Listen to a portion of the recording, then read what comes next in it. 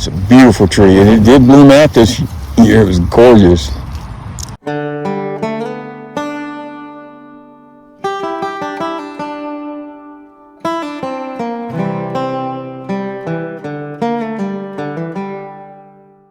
Hey guys, it's March 12th. I'm giving you a rundown of the upper orchard. This is the Anna apple. It's not doing too great. In fact, I was really suspecting it would be dead, but I did see some signs of new life, and I almost snipped that off as a sucker coming off the roots. But if you look down in there, it is not. It is actually past the graft plant. So if this main stem happens to be dead, I can allow that to come up and make us another tree. We're going to the other apple tree. This is the Golden Dorset. It broke dormancy a couple weeks ago, and it is doing great as well. It's not doing as good as I would like it to be. I would like for it to be nice and bushy and healthy. Both of these apples are probably about 9 months old. I really expected them to be bigger by now, but that is what it is. And then we come up to the plums. This is the Santa Rosa plum. It is about a year and a half old. Had an unfortunate accident today. I had been training this one back up into a straight, and I was trying to get a little bit more on it, and that tip broke out. So that is the Santa Rosa tree, and we'll see how that goes over the next as it develops into a mature tree. This is the Burbank plum. As it stands, it's the oldest tree in the orchard. I planted it about 2 years ago, and I planted several trees with it. And unfortunately, I read where you could get rid of ants and aphids by putting Vaseline around the base. And I did that to all of those trees, and this is the only one that made it ever do that. This is a Burbank plum. It did have several blooms on it this year. This thing liked to die. It just so happened to leaf back out last year, and we babied it along, and that's where we're at today. This is another Santa Rosa plum. We planted it about 4 months ago as a bare root tree. It's bloomed out and starting to leaf out as well. So looking forward to seeing how it develops over time. And this is a new addition that we just planted yesterday evening. This is a Bruce plum. And as you can tell, it's got some plums on there. I'll probably take some of those off, but who knows, maybe let them all develop. Very nice looking tree. We got it yesterday. I'm not sure the name of the place, but I will put a name, and if they have a website, I'll put a link in the description. But very happy with them as far as nurseries go. So nice, strong, healthy plum tree. Then this comes into the nectarines. This is a Sun Gold nectarine. It came in as a bare root. It's about 4 months old. The tip of it got hit in a frost storm, and we happen to have another tip coming up here. So hopefully that tip will take off and go ahead and develop into another tree, and we can get some taller foliage out. But if not, we got 4 good branches coming off of there, and should make a decent tree over time. Again, that's the Sun Gold nectarine. This tree is a Sun Red nectarine.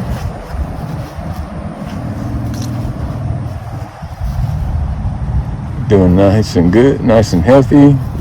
I really like the structure on here. I just anxious to see some of this new growth shoot off. This brings us to our peaches. This is a Florida Belle. It had another set of limbs further down on its trunk, and I clipped them off today, so we'll see how this develops on up into a tree. But I did not want foliage down there towards the base of that tree, and I didn't want to see the tree wasting its energy trying to develop that, so I went ahead and clipped it off. And then this peach tree right here, we planted it about 4 months ago as well. This is a Maygold peach. and I think all the tips got hit in that freeze as well, but we got plenty of foliage and growth coming out on that. I think we got to develop into a nice strong tree. Continuing on in the peaches, this is a Feliciana, sorry, but a Feliciana peach.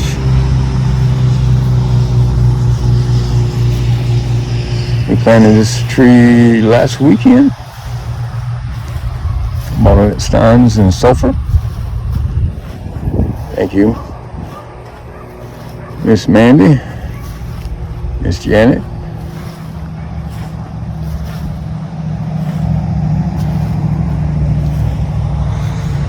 Now that tree up there, I'm pretty sure that tree's dead, but that is a sweet gem apricot. We'll see about replanting that. If it doesn't come back, I'm going to give it to the end of the year.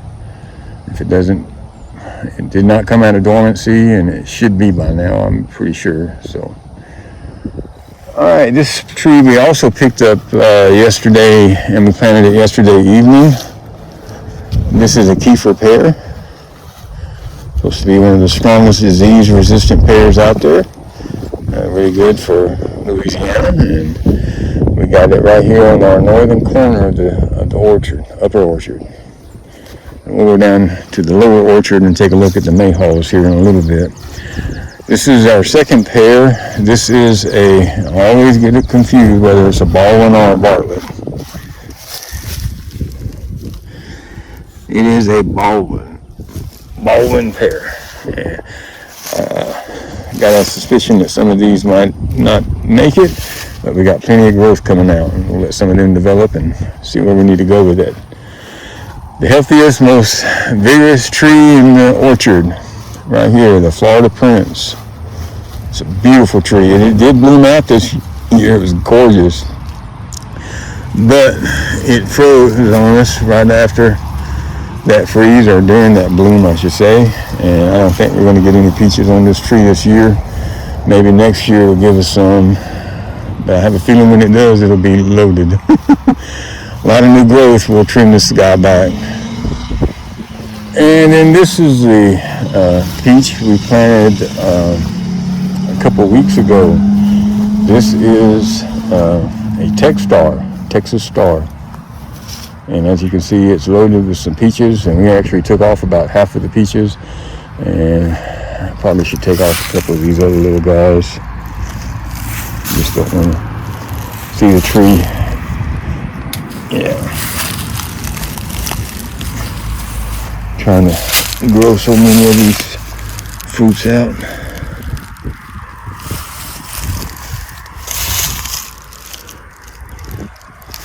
I'm just taking off the small ones that I don't think was going to develop, or I don't want to develop. So that is a half dozen little peaches right there. I just took off this tree, and we still got 1, 2, 3, 4, 5, 6, 7, 8, 9, 10, 11, 12, 13, 14, 15, 16, 17, 18. And I just took off 3 more, so we got 9 little peaches I took off of that, and a few of them have already fallen off, and I took off about a dozen already. So this tree is going to be a good producer for us, I believe.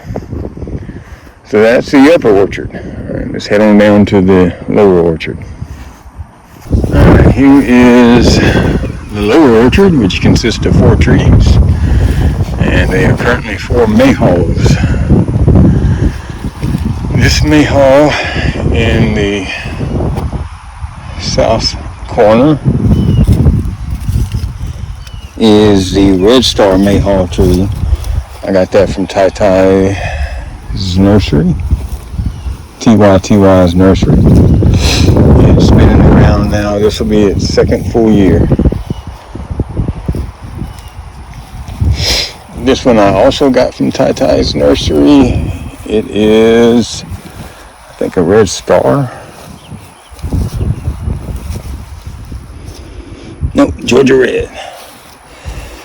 Georgia Red mayhaw.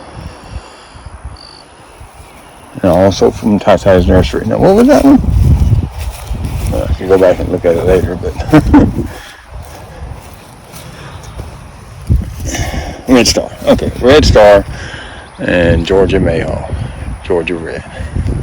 And these two I got from Doug Young's nursery in Forest Hills, Louisiana, and they were just listed out as native mayhaws.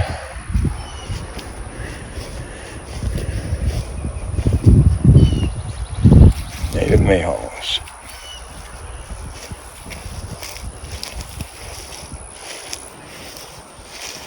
And that is it for the lower orchard.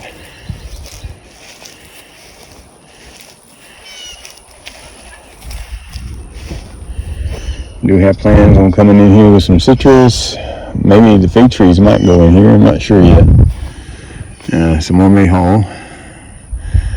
And we're going to curve around right here and go up the curve, the line of the property. And we'll see when it ends. Who knows? Got to save room for sheep. Alright guys, this is April the 12th, Sunday, April 12th, and I'll give you a rundown of the garden. Row 1, this is bell peppers, 5 red, 5 California Wonder, and 10 Big Bertha. They're doing great. I have a half row here of sweet banana peppers. That's what they're labeled at. If there's any other variety specifics, I don't know. And that down there is supposed to be 10 Roma tomatoes, but I'm missing one. What it went to, I don't know. So that's 9 Roma tomatoes. And then I have a full row of Roma tomatoes here. That is 20 of those right there. We came out and did the Florida weave on these guys this morning. Some of them ain't quite jiving up, but we'll take care of those probably next weekend. And then we have 16 celebrity tomatoes. It's a full row, 4 in each section, and those are also a determinate tomato like the Romas, so we're looking forward to those. Just got through tilling up these 2 rows. These were Janice's English peas, but we'll be reclaiming that space. Right here, this is yellow potatoes, and I healed these guys up today. As you can tell, you can't even tell it. And then these are red potatoes in this row, and the same thing. Both of them are just super healthy. I think I prefer the red ones over the yellow ones, but we'll see how they go. That right there is just a stack of drip tape that I'm not using at the moment. It's a convenient spot to store it. And then we come to our sweet corn. You'll notice there's got some water down the center of the deal of the rows there. I had the drip irrigation broke down, so I hooked everything back up, and I just ran a little 10-minute test, so I got some water, making sure there was no leaks. So I have 4 double rows of bodacious sweet corn. I thinned these guys out today for every other one, and I swear they were half the size when I thinned them out this morning. So they're growing by leaps and bounds. They did get a shot of 10-10-10 fertilizer, as well as ammonia nitrate 3400, and the potatoes also got a shot of that ammonia nitrate, and they were all 6 of those rows were healed. These are Roma bush beans. They were healed up today. I did not apply any fertilizer to these guys. They're beans. They shouldn't need that much. So I'm looking forward to those. And then this is just where the garlic was, and I did get some garlic, but not enough for this to be a successful experiment. I don't think I'll be growing garlic again like that, but we'll see. And then I did do another tilling, and I also expanded the border just a little bit to make it more in line with the other plot. But here is going to be our melon plot, our cucurbits. We'll be planting this out next weekend. We got 2 rows of watermelon, 4 rows of watermelon, a row of cantaloupe, and a row of cucumber going in here. And then those 4 empty rows out here in the garden, it's going to be zucchini and okra, and then down here on this end right here, it's going to be yellow squash and okra. And that's the garden as of today.